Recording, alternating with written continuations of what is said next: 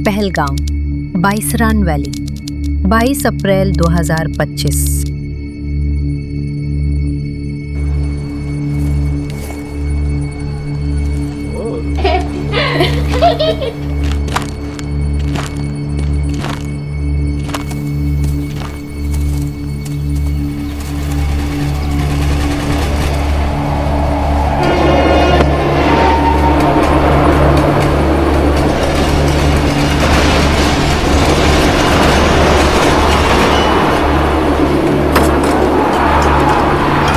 तुम्हारा धर्म क्या है?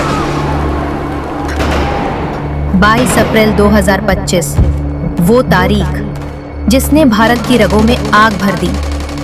कश्मीर की वादियां जहां कल तक बर्फ की ठंडक और गुलाबों की खुशबू बसी थी, आज वही वादियां मासूमों के खून से लाल थीं। हमारी बहनों का सिंदूर उजाड़ दिया गया। हिंदू हो तुम? हाँ कहते ही सीने पर गोलियां उतार दी गई। कलमा सुनाओ। जो ना सुना सका उसकी सांसें वहीं छीन ली गईं। यहां तक कि एक कश्मीरी भाई जिन्होंने मासूमों की ढाल बनने की कोशिश की, वो भी उसी बेरहमी का शिकार हो गए।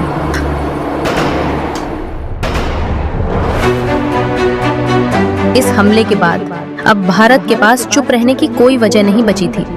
सालों से भारत आतंकवाद के खिलाफ अपनी आवाज दुनिया तक पहुंचा रहा था। अब वक्त आ गया है उनको उनके ही घर में घुसकर मुंह तोड़ जवाब देने का। भारत सरकार ने हमारी भारतीय सेना को खुली छूट दी कि वक्त, तरीका और निशाना सब तुम तय करो। मकसद सिर्फ एक, पाकिस्तान को ऐसा जवाब देना जो हमेशा याद रहे। और तभी तय हुआ एक ऐसा मिशन जो आतंकवाद की जड़ों को हिला देगा। ऑपरेशन सिंदूर।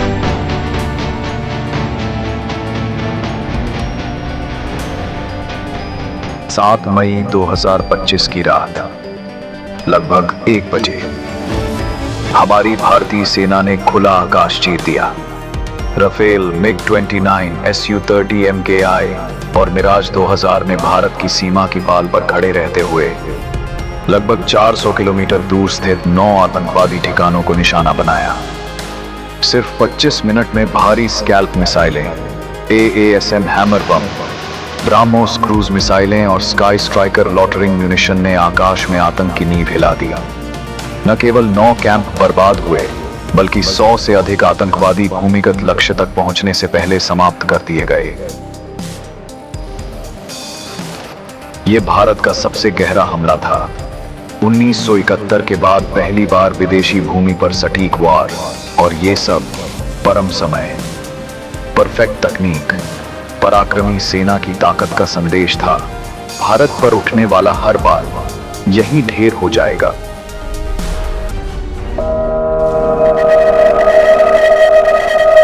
मई की सुबह भारत एक नई रोशनी के साथ, हर दिल में गर्व, हर आंख में चमक थी, क्योंकि बीती रात हमारी वीर सेना ने इतिहास रच दिया। ऑपरेशन सिंदूर, जिसने आतंक के 9 ठिकानों को मिट्टी में मिला दिया और भारत की बेटियों के सिंदूर का बदला लिया गया। पूरे देश में जश्न का माहौल था। गलियों में तिरंगे लहराए, मिठाइयां बांटी गईं, मंदिरों में घंटियां बजीं। हर भारतवासी की आवाज में गूंज रहा था एक ही नारा, भारत माता की जय। क्योंकि ये सिर्फ जीत नहीं थी, ये न्याय था, शौर्य था और नए भारत की पहचान थी।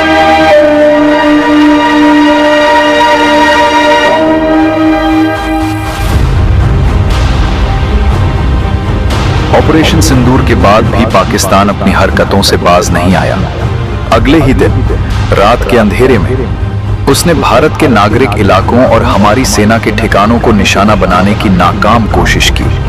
ड्रोन और रॉकेट दागे गए, लेकिन भारत के आधुनिक वायु रक्षा कवच ने फिर साबित किया कि हमारी ताकत क्यों बेजोड़ है।